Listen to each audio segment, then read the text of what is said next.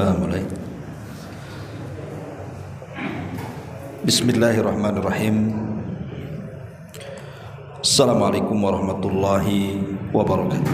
Waalaikumsalam warahmatullahi wabarakatuh. Bihamdillah wassalatu wassalamu ala Rasulillah wa ala alihi wa sahbihi wa mawalah wa la hawla wa la quwata illa billahi wa ba'du.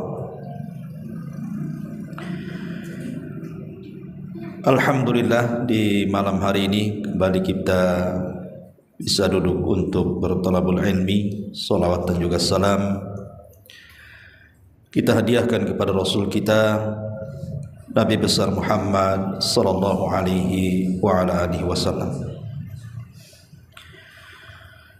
Ma'asyiral muslimin wal muslimat rahimani wa rahimakumullah. Malam ini kita akan bercerita satu kisah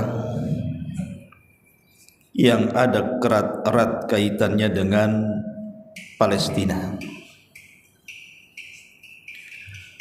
Satu pembebasan yang pernah terjadi dalam sejarah setelah Amirul Mukminin Umar bin Khattab radhiyallahu anhu. Siapa dia? Dialah Salahuddin Al-Ayyubi rahimahullahu ta'ala. Biar antum kenal siapa Salahuddin Al-Ayyubi itu, karena nama ini terkenal di dunia. Siapa yang tidak kenal seorang muslim kepada nama Salahuddin Al-Ayyubi ini? Dialah yang telah membebaskan Al-Quds Palestina di zamannya setelah Amirul Mukminin Umar bin Khattab radhiyallahu anhu. Ma'asyiral muslimin yang muliakan Allah azza wa jalla, kalau kita kaum muslimin mendengar nama Salahuddin Al-Ayyubi, tentu kita akan memujinya. Kita akan memberikan penghargaan besar atas jasa-jasanya. Berbeda dengan orang-orang barat, terutama orang-orang Eropa, Salabiyun, penyembah salib. Mereka menganggap bahwa Salahuddin itu anak syaitan, ibnu syaitan gitu, dan seorang penipu ulung serta penumpah darah. Karena di mata barat, wabil khusus bangsa Eropa yang beragama Nasrani, ketika melihat bagaimana Salahuddin Al-Ayyubi mampu memenangkan setiap peperangan, terutama melawan orang-orang Salabiyun, orang-orang Nasrani di zaman itu, sampai bisa menguasai Al-Quds. Bahkan setelah menguasai Al-Quds terjadi perang salib yang sangat besar dan dimenangkan oleh kaum muslimin di tangan Salahuddin Al-Ayyubi. Sejak itulah maka orang-orang Eropa yang beragama Nasrani sangat membenci kepada sosok Salahuddin Al-Ayyubi. Dikatakan anak setan lah, dikatakan penipu ulung, dikatakan penumpah darah, macam-macam. Mungkin bahasa sekarang ini teroris lah. Padahal Salahuddin Al-Ayyubi seorang al-mujaddid, pembaharu umat. Nanti saya akan kisahkan mulai dari nasabnya, perjalanan hidupnya, bagaimana peperangannya, luar biasa. Karena Salahuddin Al-Ayyubi ini menggabungkan 3 perkara yang tidak dimiliki orang lain bagi seorang pemimpin. Pertama, dia ahli dalam siasah perang, dan dia adalah ahli ibadah, dan dia adalah singanya dalam peperangan. Jadi dia menggabungkan ilmu dan dunia. Dan sedikit para pemimpin Islam seperti Salahuddin Al-Ayyubi ini. Makanya sejarah banyak yang melaqabkan, menggelar Salahuddin Al-Ayyubi ini sebagai Hamilul Haramaini atau Khadimus Syarifaini, orang yang menjaga 2 tanah haram, Mekah dan Madinah. Juga dilaqab sebagai Muharrirul Quds, sebagai orang yang pernah membebaskan Al-Quds Palestina, Masjidil Aqsa. Dan juga dikatakan Sahikul Fatimiyin, yang menghancurkan Daulah Fatimiyah, Daulah Syiah Mesir. Bahkan Qahirus Salabiyin, orang yang menghancurkan orang-orang salib Nasrani di zamannya. Banyak gelar-gelar yang diberikan karena kepiawaiannya, kecerdasannya, ilmunya, dan kemenangannya membawa kaum muslimin hampir menguasai separuh dunia di zamannya. Ma'asyiral muslimin yang dimuliakan Allah Azza wa Jalla, Salahuddin Al-Ayyubi dulu di zaman Daulah Abbasiyah ada namanya Daulah Salzukiyah. Jadi daulah terbagi 2 waktu itu, ada Saljukiyah, ada namanya Daulah Fatimiyah. Daulah Fatimiyah ini berdiri di Mesir dan didirikan oleh orang-orang Syiah Fatimiyah.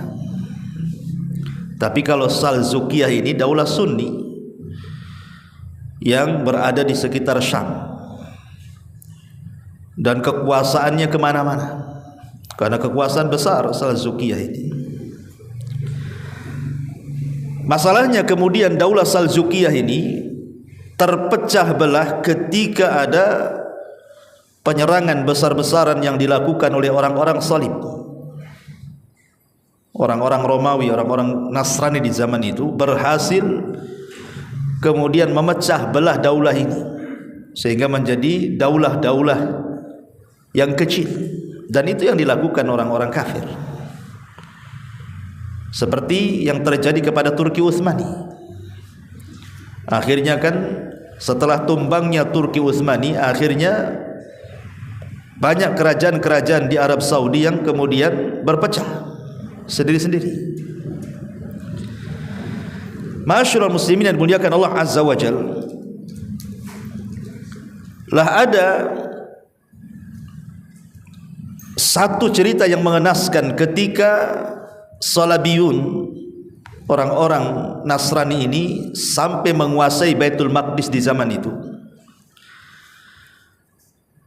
Mereka membantai kaum muslimin itu hampir 3.000 jiwa, dibakar, disembeli, seolah-olah tidak punya rahmat, tidak ada kasih sayang. Karena mereka mungkin tidak ada aturan perang seperti dalam Islam. Dalam Islam itu kan aturan perang, tidak boleh membunuh anak-anak, tidak boleh membunuh wanita, orang tua renta, musuh yang sudah menyerah, dan begitu seterusnya.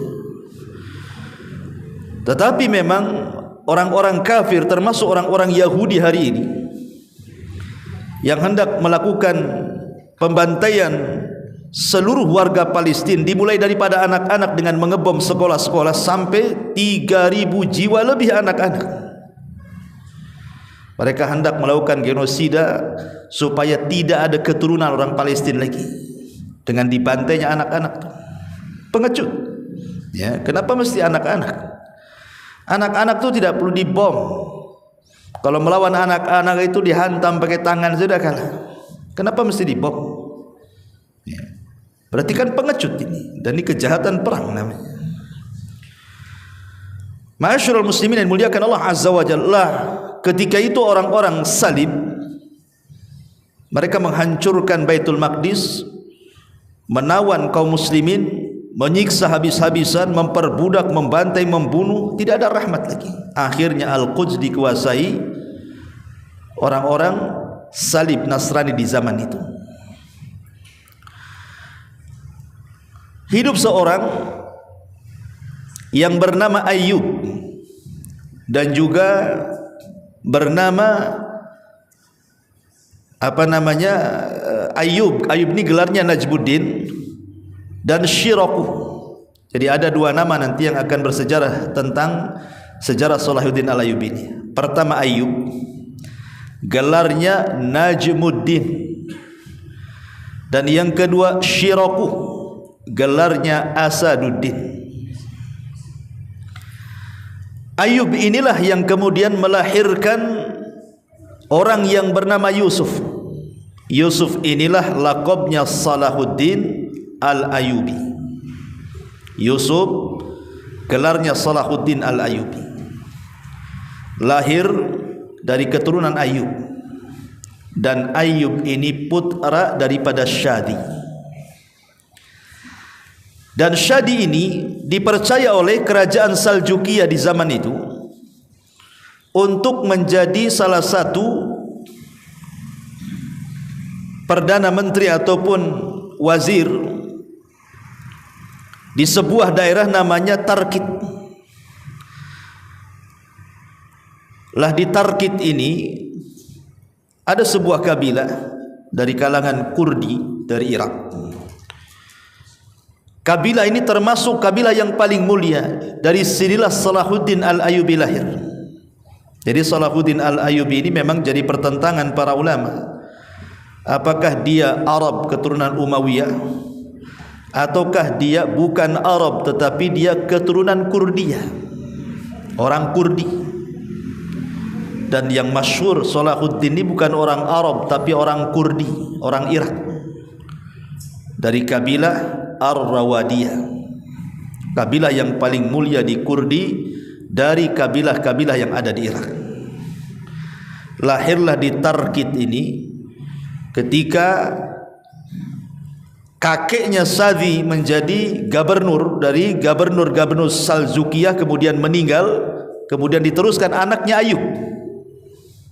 Anaknya Ayyub yang menjadi gubernur di situ. Di sini lahir Salahuddin Al-Ayyubi. Tapi kelahiran Salahuddin Al-Ayyubi ini terlahir ketika melakukan pelarian. Karena begini ceritanya. Ayyub dengan Syirakuh atau Najmuddin dengan Asaduddin ini saudara kandung. Ayyub ini menjadi gubernurnya, sementara saudaranya Asaduddin atau Syirakuh ini menjadi pemimpin tentara di situ. Satu hari Asaduddin ini atau Syirakuh ini lewat di sebuah daerah, salah satu kekuasaan Saljukiyah juga. Lah pemimpin di daerah itu melecehkan seorang wanita.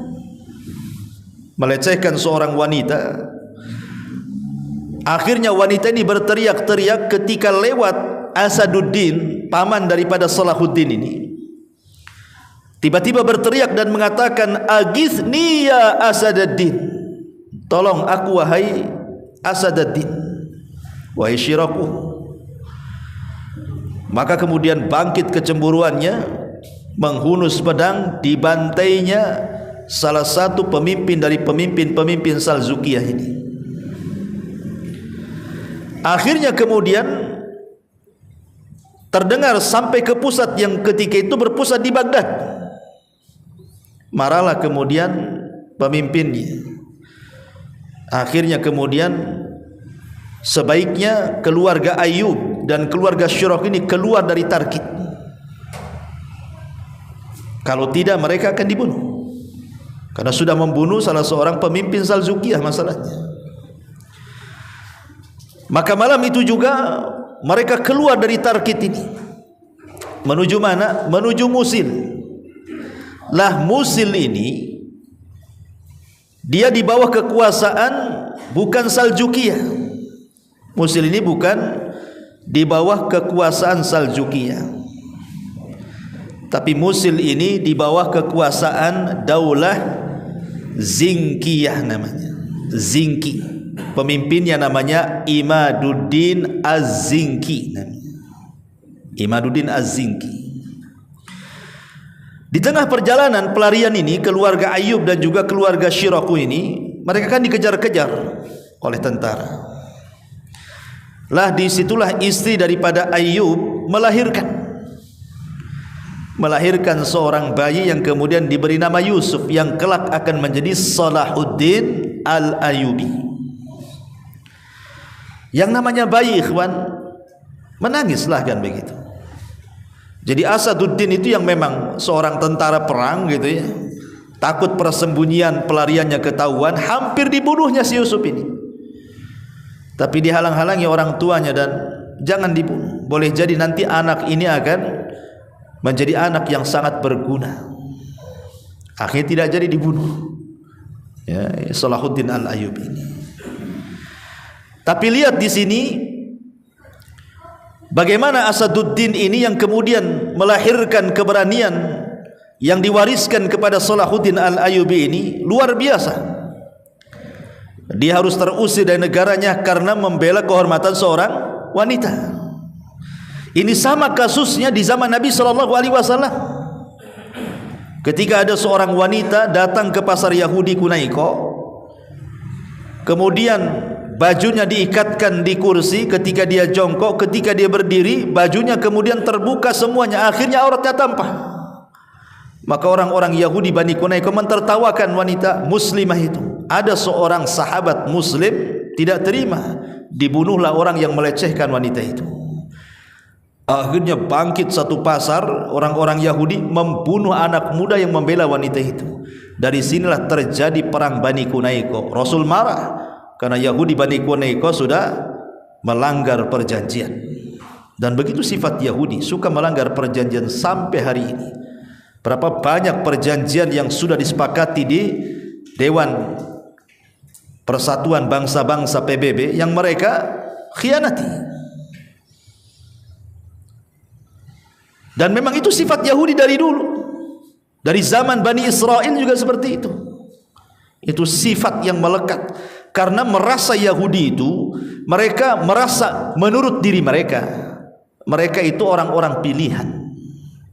Al-Quran membahasakan abna'ullah wa ahibbah, merasa anak-anak Allah, merasa orang-orang pilihan Allah, merasa orang yang paling cerdas di bumi, sehingga mereka merendahkan semua agama di luar mereka. Makanya mereka, keberadaan Yahudi di mana saja mereka berada pasti akan buat masalah. Sebelum dia punya negara Israel saja, Yahudi di Eropa itu sering buat masalah. Di Australia buat masalah, di Prancis buat masalah, di mana-mana, di Inggris banyak masalah dia. Karena merasa dia paling hebat masalahnya, merasa paling anak pilihan, orang pilihan Allah dan begitu seterusnya. Makanya Allah bantah, hei Yahudi, kalau kalian merasa anak-anak pilihan Allah, orang-orang terbaik Allah, falima yu'adzibukumullah, kenapa Allah azab kalian? Kenapa orang-orang bangsa Yahudi itu diazab? Banyak kisah-kisah azab yang Allah turunkan kepada mereka. Kisah tentang Ashabus Sabti, mereka menjadi kera-kera yang dihinakan sebagian jadi babi, ya kan? Kisah mereka diturunkan penyakit taun karena mereka membangkang kepada nabinya. Kisah mereka disambar halilintar kemudian mati, akhirnya dihidupkan kembali. Banyak azab yang turun kepada nenek moyang mereka. Lah katanya kalian anak-anak pilihan Allah, kenapa Allah azab kalian? Kalau Allah sayang, ngapain Allah azab? Kok diazab pula? Dan berapa banyak orang-orang Yahudi itu dari zaman ke zaman dijajah, mulai daripada Babylon menghabiskan dan meruntuhkan Palestina, membunuh, membantai orang-orang Yahudi sampai ke akar-akarnya di tangan Bukhtun Nasr. datang orang Persia lagi, datang orang Romawi lagi.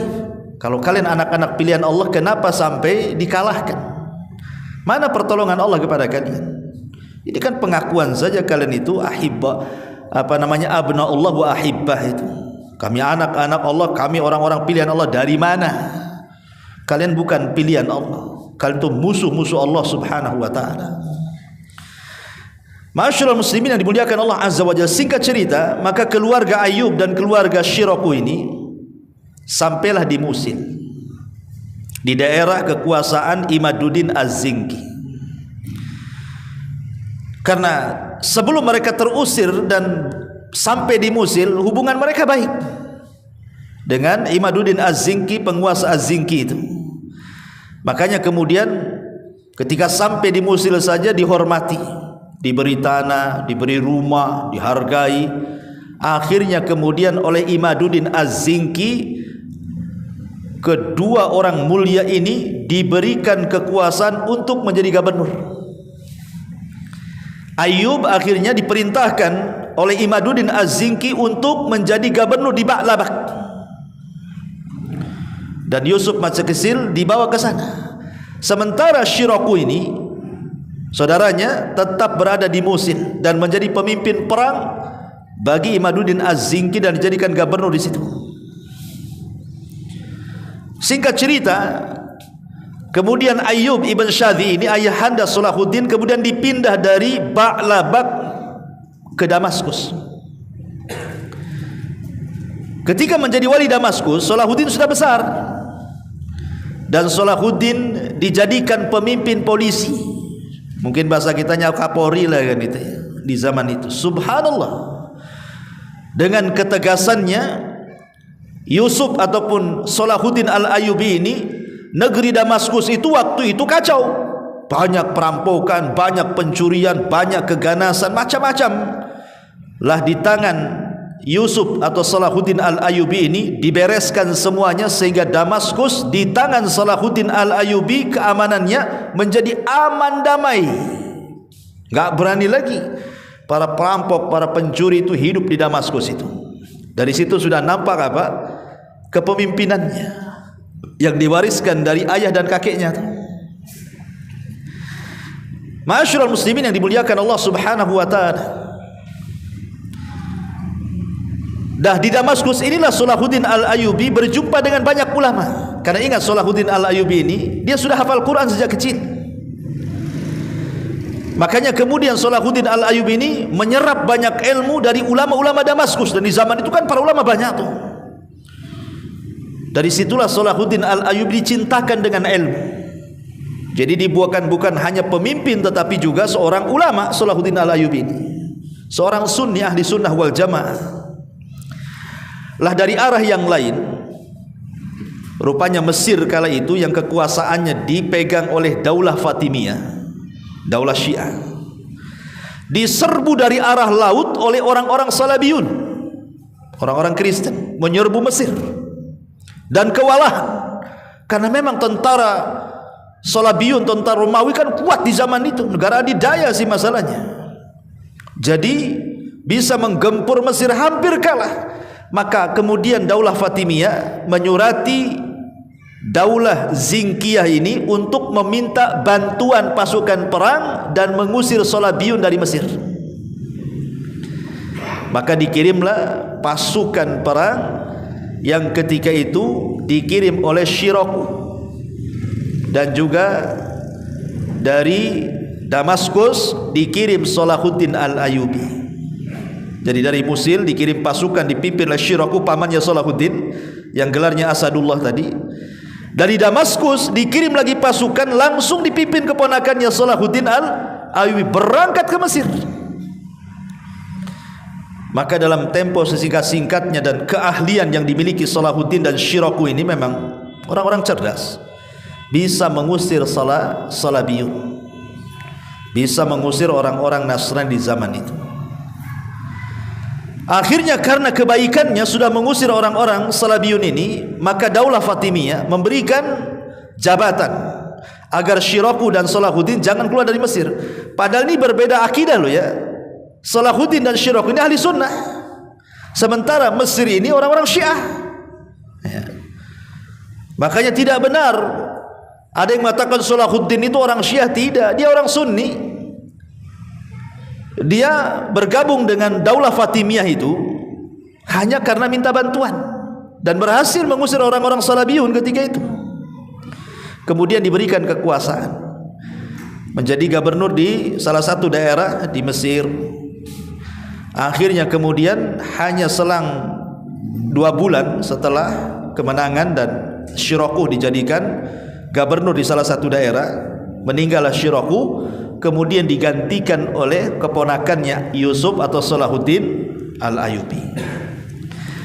Karena Salahuddin Al-Ayyubi ini orang cerdas, bukan hanya dari segi siasah perang, bukan hanya dia singanya perang, tapi dia juga adalah ahli ibadah dan ulama. Jadi misi agama diterapkan sama Salahuddin itu. Mulailah kemudian dirubah ajaran-ajaran Syiah di Mesir itu oleh Salahuddin Al-Ayyubi. Setelah lambat laun dia dicintai rakyatnya, makin dipercaya oleh kerajaan Fatimiyah, mulailah kemudian dia berkuasa sedikit demi sedikit, disebarlah akidah-akidah ahli sunnah yang tadinya suka mencela sahabat, mencela Abu Bakar, Umar, Utsman dan begitu seterusnya, diganti menjadi pujian kepada para sahabat. Mulailah dia memecat para hakim-hakim Syiah dan diletakkan hakim-hakim ahli sunnah. Akhirnya lambat laun dengan izin Allah, kemudian Daulah Fatimiyah runtuh. Daulah Fatimiyah runtuh di tahun 567 Hijriah. Ketika Daulah Fatimiyah runtuh di tahun 560 Hijriah, maka Salahuddin yang menjadi rajanya, menguasai Daulah Fatimiyah. Ketika runtuh Daulah Fatimiyah lah berubah menjadi Daulah Ayyubiyah. Apa Ayyubiyah? Nama bapak Salahuddin, Salahuddin Al-Ayyubi. Fatimiyah runtuh, tegak Daulah Ayyubiyah. Itulah pertama kali yang mendirikan Daulah Ayyubiyah, Salahuddin Al-Ayyubi. Dan dirubah dari Daulah Syiah menjadi Daulah Ahli Sunnah di zaman itu. Ma'asyiral muslimin yang dimuliakan Allah Azza wa Jalla, lah di tangan kemudian Salahuddin Al-Ayyubi ini akhirnya Mesir mulai mengembangkan sayapnya, mulai kemudian membuka kota-kota digabungkan kepada Mesir, kepada Daulah Ayyubiyah, sehingga sampai ke daerah daratan Maroko, Nubah, Yaman, Hijaz, termasuk Mekah dan Madinah, semua digabungkan menjadi satu, menjadi Daulah Ayyubiyah. Sehingga kekuasaannya makin melebar tuh. Karena dia sudah menjadi pemimpin Daulah Ayyubiyah ini. Ma'asyiral muslimin yang dimuliakan Allah Subhanahu wa taala, lah ketika pemimpin Zinki ini meninggal dunia, yang sudah menaikkan dan menghargai kedua orang tuanya, meninggal nih pemimpin Zinki ini, maka Salahuddin ingin menggabungkan Daulah Zinkiyah dimasukkan ke Daulah Ayyubiyah. Bayangkan, makin luar kekuasaannya kan. Akhirnya berhasillah kemudian Salahuddin Al-Ayyubi menguasai hampir sebagian besar yang dulunya daulah-daulah pecahan dari Salzukiyah ini diambil alih oleh Ayyubiyah, digabungkan menjadi negara besar. Dan pemimpinnya Salahuddin Al-Ayyubi. Ma'asyiral muslimin yang dimuliakan Allah Subhanahu wa taala. Akhirnya kemudian Salahuddin Al-Ayyubi berniat untuk merebut Al-Aqsa. Disinilah kemudian dikenal dalam sejarah dengan perang Hittin. Karena kuatnya tentara Salabiyin kala itu, ikhwan. Kaum muslimin sampai kewalahan untuk merebut Al-Quds di zaman itu, tidak bisa. Karena mereka kuat dan mereka dijadikan poros kekuatan Al-Quds, Salabiyun itu. Akhirnya kemudian Salahuddin Al-Ayyubi hendak menyerbu Al-Quds, tapi karena kuatnya akhirnya terjadi gencatan senjata, perdamaian. Kemudian ditulislah bulir-bulir kesepakatan perdamaian itu. Kemudian akhirnya Salahuddin Al-Ayyubi bertahun-tahun membiarkan Al-Quds, tapi dia kemudian menyerang ke arah lain yang dikuasai oleh orang-orang Salabiyun itu, ke arah Konstantinopel, ke arah Armenia gitu ya. makin ke lurus ke daerah Eropa. Ya, peluasan kerajaannya itu sekarang diarahkan ke daerah Eropa, Armenia, Konstantinopel dan begitu seterusnya kan, mengarah ke Eropa sana. Di sana terjadi pengkhianatan orang-orang Nasrani yang ada di Quds terhadap perjanjian yang dibuat kaum muslimin. Mulailah mereka membantai kaum muslimin, orang yang dagang yang melewati ditangkap, dibunuh, dirampas, perempuannya dilecehkan, macam-macam. Wah, akhirnya marah Salahuddin Al-Ayyubi itu. Sejak itulah dia berjanji untuk membebaskan Al-Quds dengan kekuatan penuh. Sekarang Salahuddin Al-Ayyubi sudah menggabungkan daulah Ayyubiyah yang ia dirikan dengan daulah Zinki. Ya kan, dia di Mesir, daulah Zinki kan di Syam. Lah ini di tengah-tengah ini Al-Quds ini. Akhirnya ditingkarlah kan gitu ya. Kayak sekarang ini ya, Palestina dikepung dari semua arah kan oleh Zionis Yahudi itu. Kasusnya dulu gitu. Akhirnya Al-Quds dikepung dari semua arah tuh dengan kekuatan penuh. Dan dengan kepiawaian Salahuddin Al-Ayyubi dalam taktik perang dan begitu seterusnya, qadarullah, Allah sudah takdirkan di tangan Salahuddin Al-Ayyubi rahimahullahu taala, Al-Quds jatuh ke tangan kaum muslimin. Jatuh ke tangan kaum muslimin. Dan itulah kemenangan kedua, Al-Quds jatuh ke tangan kaum muslimin, yang sebelumnya Umar ibn al-Khattab membebaskan dari orang-orang Salabiyun juga di zaman para sahabat. Karena belum ada Yahudi, nggak ada Yahudi Al-Quds itu. Ini hanya perebutan orang Nasrani dan orang Islam saja. Masih begitu saja. Orang Yahudi kan baru-baru ini, baru 70 tahun aja, belum 1 abad menetap di Al-Quds itu. Dengan memutar balikan sejarah, kemudian mereka mengambil tanah Palestina, mencaplok hampir 85% tanah Palestina, tinggal 15% saja di jalur Gaza. Ya bayangkan, habis dijajah dan dicaplok atas nama sejarah. Padahal sejarah mereka dibuat-buat. Kalau mereka berdalil dengan sejarah, kita juga punya sejarah. Bahkan sejarah kita jauh lebih lama dibandingkan sejarah orang-orang Zionis Yahudi itu. Karena tanah Palestina itu sudah sejak dulu orang-orang Arab menetap di situ dari kabilah Kan'aniyun. Belum ada orang Yahudi. Kalaupun orang Yahudi masuk itu di zaman Nabi Musa belakangan dari Mesir. Itu pun harus perang melawan Kan'aniyun. Jadi itu tanahnya orang Arab sebenarnya. Cuman mereka mengklaim itu tanah perjanjian. Emang mereka saja yang menganggap tanah itu suci. Nasrani juga menganggap tanah itu suci. Islam juga menganggap tanah itu suci. Bagi Yahudi mengatakan tanah perjanjian, bagi Nasrani mengatakan di situ penyaliban Isa dan di situlah perjamuan terakhir Isa dengan umat Nasrani, dan bagi kaum muslimin di situ ada Masjidil Aqsa. Dan kaum muslimin sudah lebih dulu menempati Al-Aqsa. Bahkan ada seorang Yahudi, bukan Zionis, karena dia mengatakan saya Yahudi bukan Zionis gitu. Karena Yahudi dengan Zionis beda. Zionis itu gerakan politik ya. Yahudi kan agama ya. Masyaallah muslimin yang dimuliakan, dia mengatakan apa? Saya bersyukur kepada orang Islam. Dulu kami dilecehkan oleh orang-orang Nasrani di Eropa katanya. Diludahi, ditendang, tidak ada kehormatannya. Tiba-tiba kebaikan orang Islam Palestina mempersilahkan kami mendudukinya. Tiba-tiba Zionis datang kemudian membantai kebaikan orang Islam. Coba bayangkan, orang Islam sudah baik ngasih tanah, yang ngasih tanah dibantai. Mana akalnya? Itu pengakuan Yahudi itu. Sebenarnya kita tidak perlu ada pengakuan orang-orang Yahudi, karena bagi kita itu Palestina negeri kita, negeri kaum muslimin, dan akan diwariskan kepada kaum muslimin sampai kiamat dibangkitkan. Ada cerita orang-orang Yahudi satu jengkal pun di situ. Itu tanahnya orang Islam. Mereka mencaplok. Itu kan pandai-pandai Inggris saja ketika menang dalam perang dunia pertama. Akhirnya entah kenapa sepihak kemudian Inggris meletakkan orang-orang Yahudi di Palestina dengan bukti sejarah kata mereka. Terlebih-lebih setelah kemudian perang dunia kedua, Jerman menang, terbalik nih, Inggris kalah. Dibantainya orang Yahudi di Eropa. Akhirnya mereka pada lari kemudian bergabung di Palestina makin banyak lagi orang Yahudi. Bukannya mereka berterima kasih kepada kita, justru membantai saudara-saudara kita. Coba, itulah bengisnya orang-orang Yahudi itu, jahatnya mereka luar biasa. Makanya mereka disebut ashabul qiradata wal khanazir. Mereka adalah teman-temannya kera-kera yang dihinakan dan babi-babi yang dihinakan. Ma'asyiral muslimin yang dimuliakan Allah Subhanahu wa taala.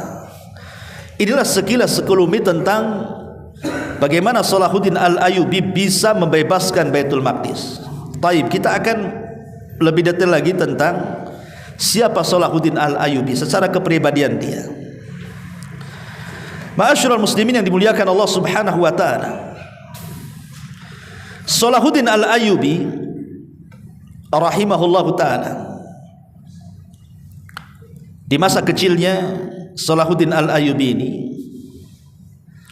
tadi saya sudah katakan, lahir di tengah-tengah pelarian.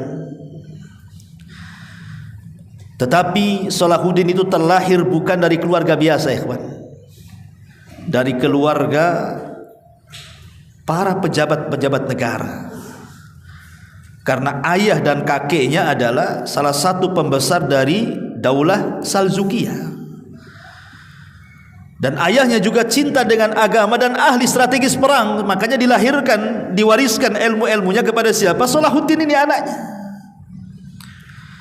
Makanya lihat peran orang tua ini penting kepada anak, ikhwan.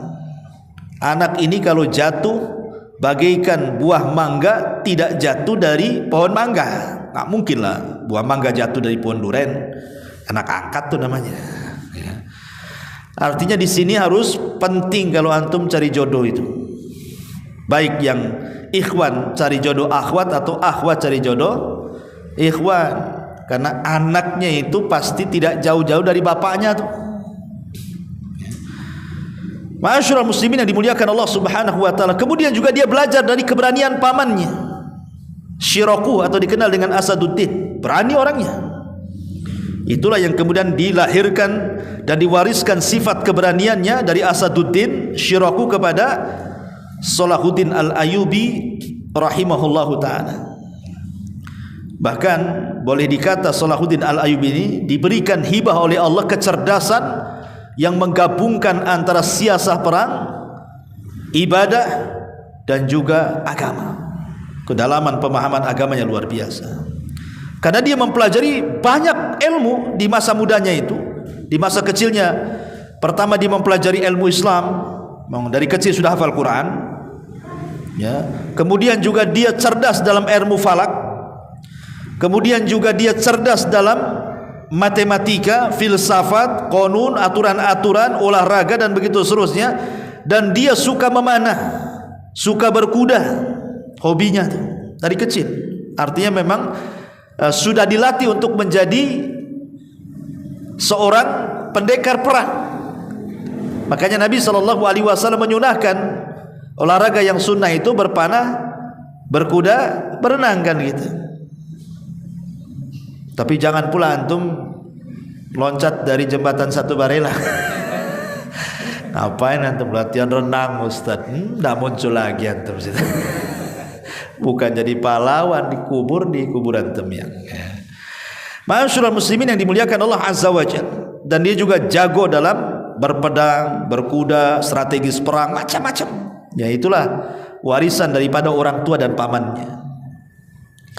Ma'asyiral muslimin yang dimuliakan Allah Subhanahu wa taala. Dan Salahuddin Al-Ayyubi rahimahullahu taala, dia dari keluarga Kurdi. Ketika kemudian Allah Subhanahu wa taala takdirkan Salahuddin Al-Ayyubi tadi di tahun 1169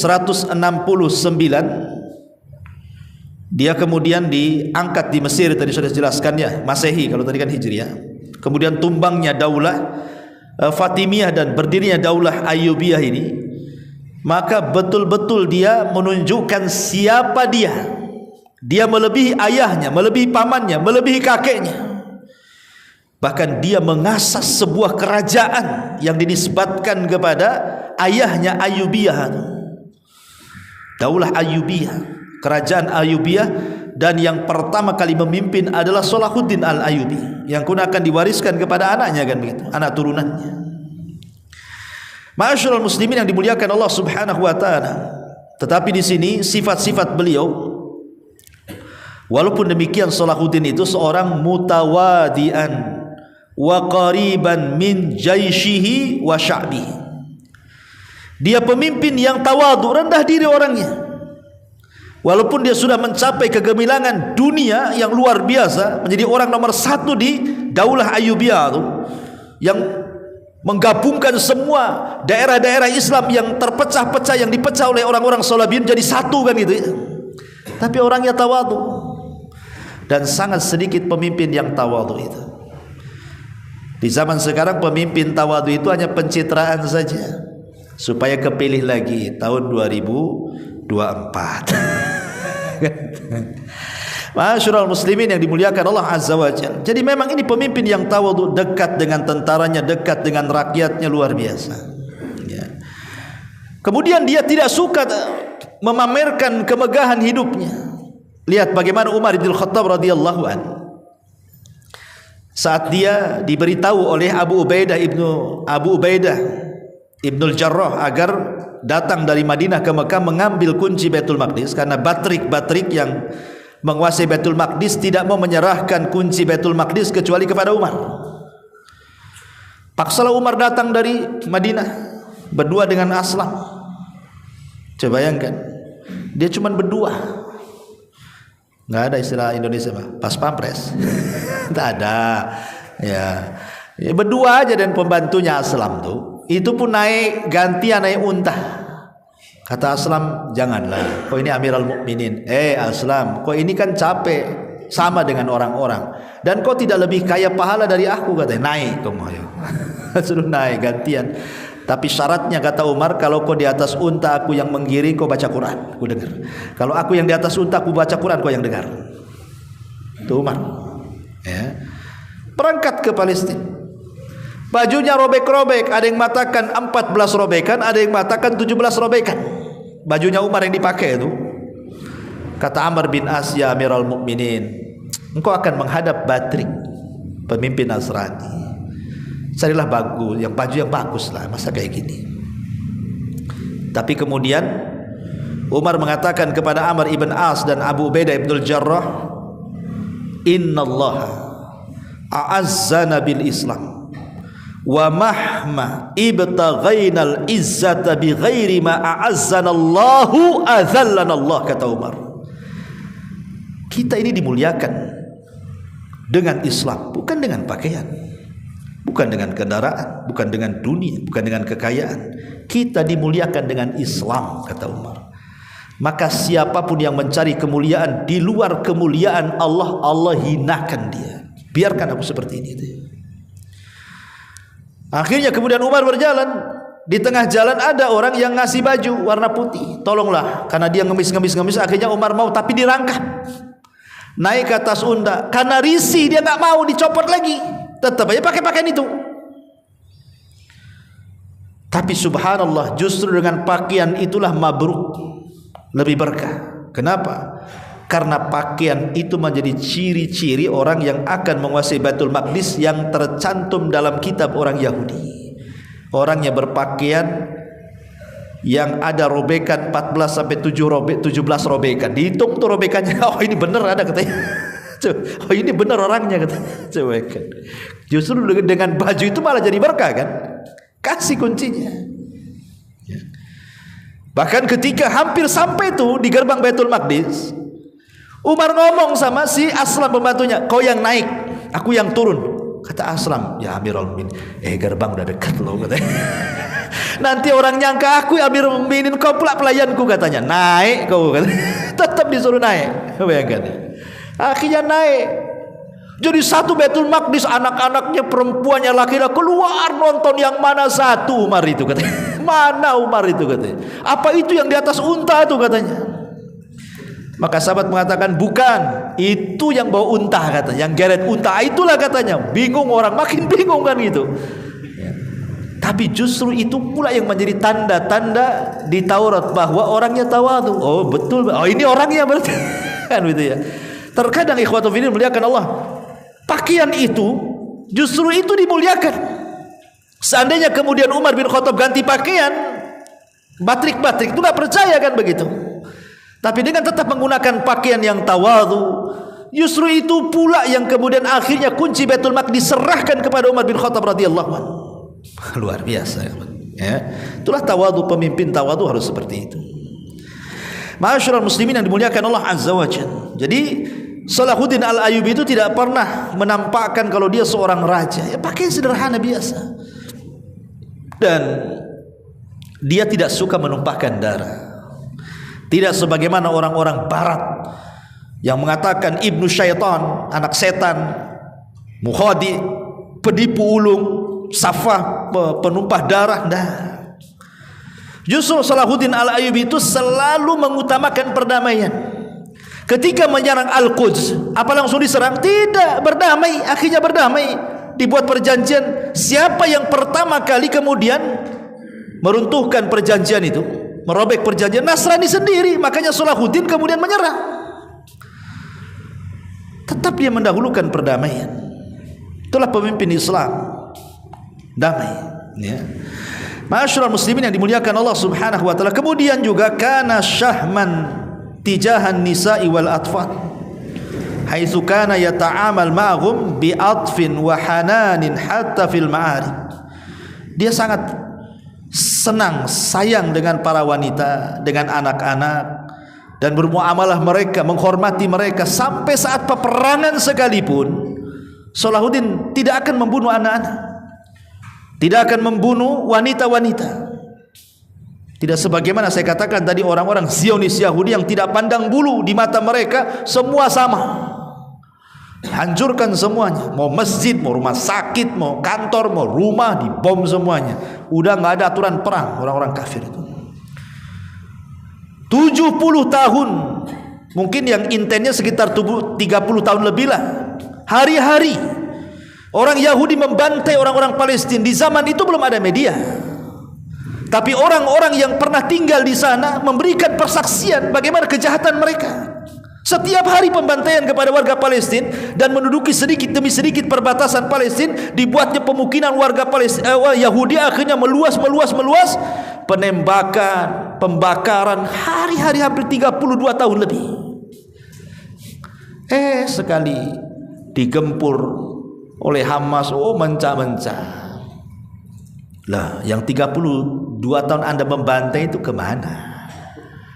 Sekarang kemudian kaum muslimin pertahankan negaranya, tiba-tiba kemudian kalian marah, kan itu.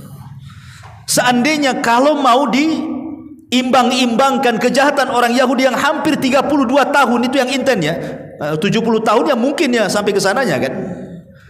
Dengan mungkin sekarang yang terjadi nggak ada apa-apanya. Belum ada apa-apanya kaum muslimin melawan Yahudi itu dengan Yahudi membantai kaum muslimin di Gaza sebenarnya. Tapi karena yang menguasai media orang mereka sih, ya gimana? Yang menguasai media dunia kan mereka. Apalagi sekarang ini internet diputus di Gaza, sehingga orang-orang yang bisa mengakses berita peperangan di sana itu kalau tidak berita dari Israel, dari Amerika, dari mana lagi? Orang Gaza tidak bisa mereka melaporkan, nggak ada internet di sana. Ya, katanya ada sih internet yang kadang hidup kadang mati itu. Starlink itu apa? Ya. Tapi bismillah, Allah Subhanahu wa taala pasti tidak mungkin membiarkan hamba-hamba Allah Subhanahu wa taala terzalimi selamanya. Allah mengatakan wala tahsabannallaha ghafilan amma ya'malu zalimun. Jangan sangka Allah lalai dari orang-orang yang selama ini berbuat zalim. Innama numli lahum liyazdadu itsma. Kami, kata Allah, sengaja mengulur-ngulur azab itu untuk supaya dosa mereka penuh. Selepas itu baru kami kirim azab. Itu istidraj. Sengaja mungkin Allah biarkan seperti itu. Tidak di dunia, di akhirat. Ya. Ma'asyiral muslimin yang dimuliakan Allah Subhanahu wa taala. Kemudian juga beliau ini ihtamma katsiran fi qada'il amsiyati ma asdiqai wal ulama wasyu'ara wa munaqasatil fiqhi wal qanun wal istima' li tilawatil Qur'an hatta annahu kana yabki idza tammat tilawatuhu bi sarah al mumayyizah. Beliau lebih banyak menghabiskan waktu-waktunya di sore hari dengan kumpul bersama kerabat-kerabatnya, teman-temannya, para ulama, ahli-ahli syair, mendengarkan perdebatan fikih, kemudian juga memperbaharui setiap undang-undang. Terutama dia suka mendengarkan Quran, bahkan terkadang apabila selesai dia mendengarkan Quran dia selalu menangis. Lihat bagaimana halusnya, lembutnya hati Salahuddin Al-Ayyubi, dekat dengan ulama. Ya. Coba lihat pemimpin-pemimpin sekarang. Mau mereka duduk di majelis taklim tiap minggu lah. Gitu. Paling acara-acara besar aja kan itu ya. Undang ulama. Ya. Coba orang dulu dipanggilnya ulama ke istana, disuruh berdebat fikih, Salahuddin dengerin aja. Dapat ilmu dari situ. Setiap hari, kalau tidak dalam kondisi peperangan, karena Salahuddin Al-Ayyubi yang intens peperangan tuh sekitar hampir kurang lebih 20 tahun tuh perang terus tuh. Sehingga ketika dia di masa kejayaannya dihabiskan hanya untuk menghabiskan lillah karena Allah Subhanahu wa taala, dengan ibadah kepada Allah Subhanahu wa taala. Maka tepat pada tahun 1192 Masehi, Allah takdirkan dia sakit setelah melaksanakan haji. Jadi setelah beliau pulang dari haji, tiba-tiba dia terkena penyakit demam yang luar biasa. Dikumpulkanlah banyak-banyak dokter untuk mengobati, tetapi Allah takdirkan memang itu kematiannya. Bukan makin sembuh, maka malah makin memarah penyakitnya. Maka saat dia detik-detik sakaratul maut, maka para masyayikh, para syekh berada di sekeliling Salahuddin Al-Ayyubi, dan ketika itu mereka sedang membaca Al-Quran. Karena itu kesukaannya siapa? Salahuddin Al-Ayyubi, mendengar Al-Quran. Jadi para masyayikh baca Quran. Ketika sampai di surat Al-Hasyr ayat 22, huwallahu alladzi la ilaha illahu alimul ghaibi wasyahadati wa huwar rahmanur rahim. Tiba-tiba Salahuddin Al-Ayyubi sempat membuka matanya, kemudian berkata, inna lihada lahaqqun, sesungguhnya isi ayat ini sebuah kebenaran. Kemudian setelah itu Allah takdirkan, setelah dibacakan surah Al-Hasyr 22 dan Salahuddin sempat mengucapkan itu sebuah kebenaran, akhirnya Allah takdirkan Salahuddin Al-Ayyubi meninggal dunia, dan dia tidak mewarisi 1 dinar pun untuk anak-anaknya, karena semua diinfakkan kepada fuqara dan masakin. Luar biasa ya. Inilah kisah singkat daripada Salahuddin Al-Ayyubi yang sudah membebaskan Palestina. Tetapi Allah Subhanahu wa taala memang berfirman, wa tilkal ayyam nudawiluha bainan nas. Namanya hari-hari itu kan diputar-putar. Dulu dibebaskan oleh Umar bin Khattab, diambil lagi oleh orang-orang Salabiyun, dibebaskan lagi oleh Salahuddin Al-Ayyubi, kemudian diambil oleh Mesir ya, oleh Salabiyun dan dikuasai Mesir belakangan kan. Kemudian sekarang malah justru tidak dikuasai kaum muslimin, malah kemudian dikuasai orang-orang Yahudi.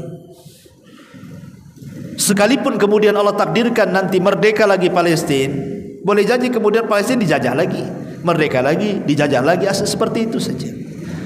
Sampai Allah Subhanahu wa taala takdirkan keluar Imam Mahdi yang kita tunggu-tunggu, Muhammad ibn Abdullah Al-Mahdi Al-Muntadhar, yang akan memimpin kaum muslimin untuk membebaskan Al-Quds dan menguasai dunia.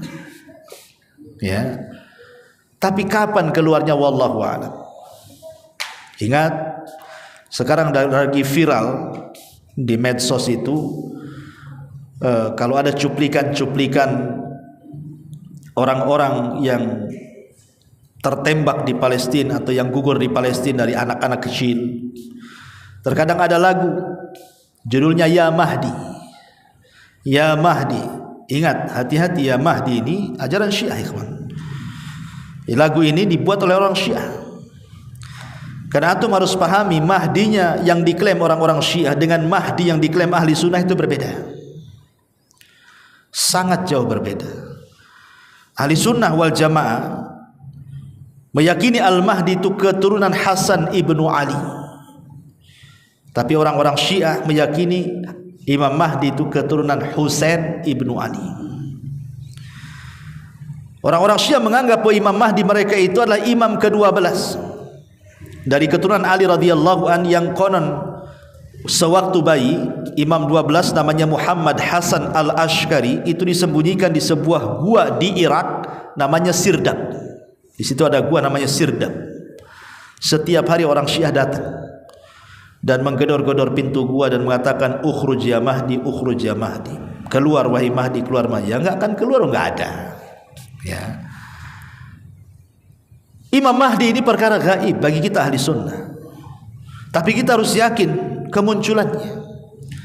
Sebagaimana orang-orang Yahudi, mereka menunggu Matius mereka yang bagi kita Dajjal, ataupun orang-orang Nasrani menunggu Isa bin Maryam, maka kita juga menunggu Al-Mahdi.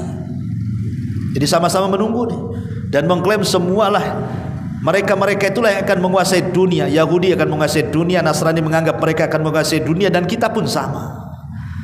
Tapi tentu kita kaum muslimin harus yakin, karena nas-nas yang jelas sudah sampai kepada kita bahwa yang ditunggu-tunggu orang-orang Yahudi, maksudnya Dajjal, akan dikalahkan oleh Isa bin Maryam. Dan turunnya Isa bin Maryam sebagai bantahan kepada orang-orang Nasrani yang mereka mengatakan Isa itu disalib dan yang membunuhnya adalah Yahudi. Maka kemudian kita katakan sebagaimana Al-Quran mengatakan wa ma qataluhu wa ma sallabuhu walakin syubbiha lahu bal rafa'ahu Allahu ila sama. Isa tidak dibunuh, Isa tidak disalib, Isa tidak dibantai, Isa itu diserupakan dan diangkat ke langit. Dia belum mati, dia masih hidup di langit, dan akan turun di akhir zaman untuk ikut serta bersama Al-Mahdi, bukan gabung dengan orang Nasrani, tidak. Justru akan membela kaum muslimin dan akan menjadi pemimpin bersama Al-Mahdi untuk memerangi Dajjal. Bahkan akan mengislamkan orang Yahudi dan Nasrani sebelum wafatnya, karena di zaman itu nanti tidak ada yang namanya jizyah, yang ada masuk Islam atau mati.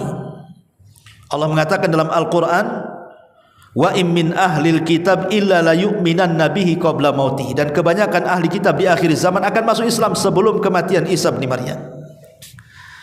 Ma'asyiral muslimin yang dimuliakan Allah Azza wa Jalla. Tapi sekali lagi saya katakan bahwa kalau seandainya ada orang mengatakan, karena ini ada sebagian dai yang mengatakan kalau seandainya Palestina merdeka maka kiamat sudah semakin dekat. Tidak ada hubungan kiamat dengan kemerdekaan Palestina, kawan. Jangan antum hubung-hubungkan kiamat besar dengan kemerdekaan Palestina. Sebab kiamat besar itu tidak ada yang tahu ilmunya kecuali Allah. Kiamat besar itu tidak ada yang tahu ilmunya kecuali Allah. Adapun hadis Nabi SAW yang mengatakan bahwa tidak akan terjadi kiamat sampai nampak 6 perkara. 1, kematianku. Yang kedua, pembebasan Baitul Maqdis. Berarti kalau Baitul Maqdis di tangan kaum muslimin berarti sudah dekat kiamat. Dari dulu Baitul Maqdis sudah pernah dikuasai kaum muslimin. Di zaman Umar pernah dikuasai, kiamat tak datang. Sampai diambil lagi orang Salebiyun. Kemudian di zaman Salahuddin yang kita ceritakan diambil lagi oleh kaum muslimin.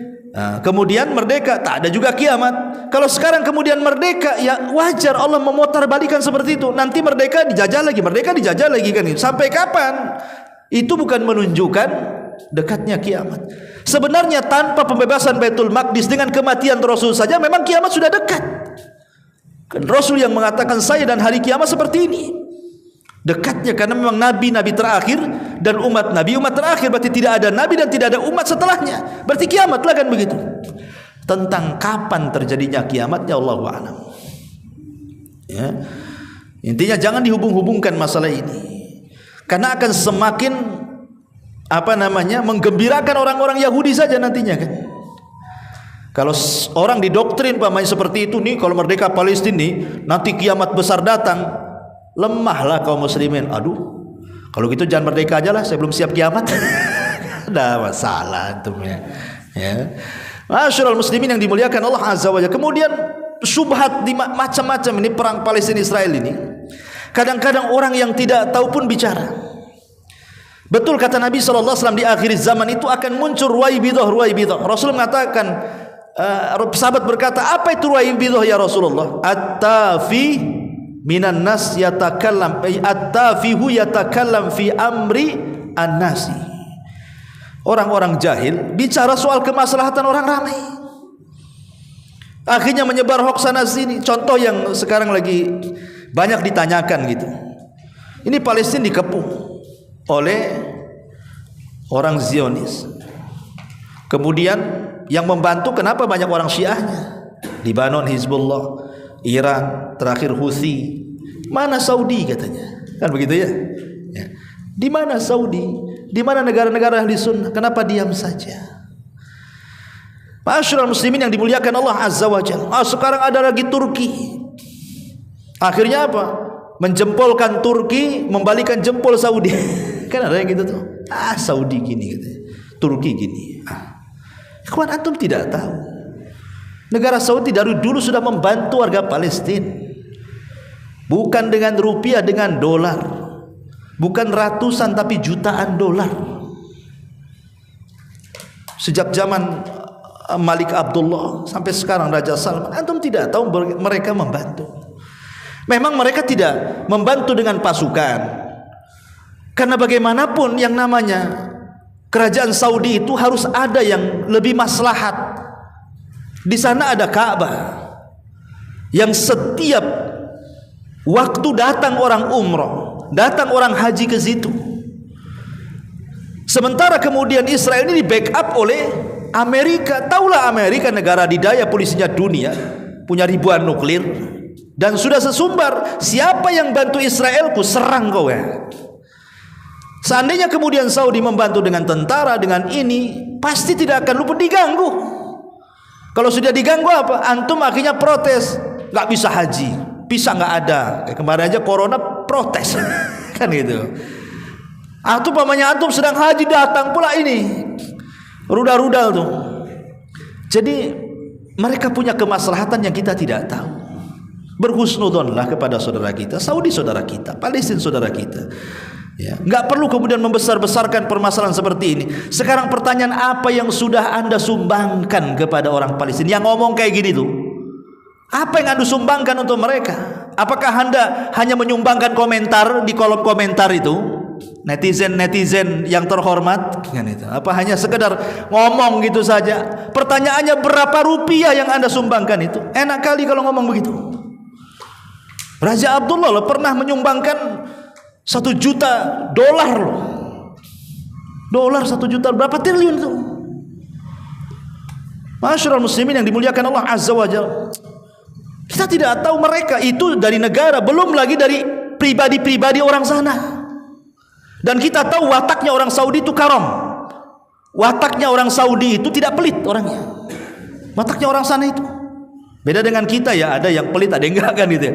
Tapi umumnya orang sana luar biasa. Kalau nyumbang tuh wahweh bahasa kitanya itu.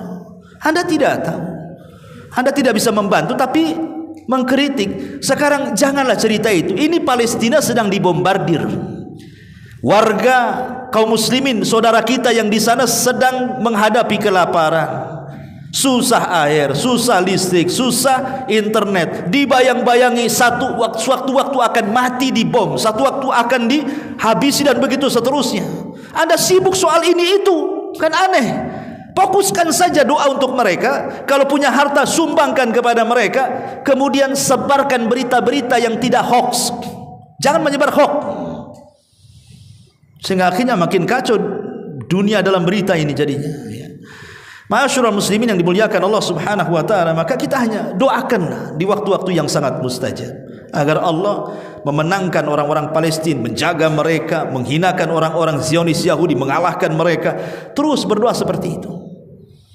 di waktu-waktu yang sangat mustajab dengan keikhlasan kita satu tubuh dengan warga Palestina. Itu yang harusnya kita utamakan, ma'asyiral muslimin yang dimuliakan Allah Subhanahu wa taala. Wallahu a'lam bishawab. Ini yang bisa saya sampaikan, mudah-mudahan ada manfaatnya. Subhanakallah bihamdika asyhadu an la ilaha illa anta astaghfiruka wa atubu ilaik. Allahu taala alam. Assalamualaikum warahmatullahi wabarakatuh.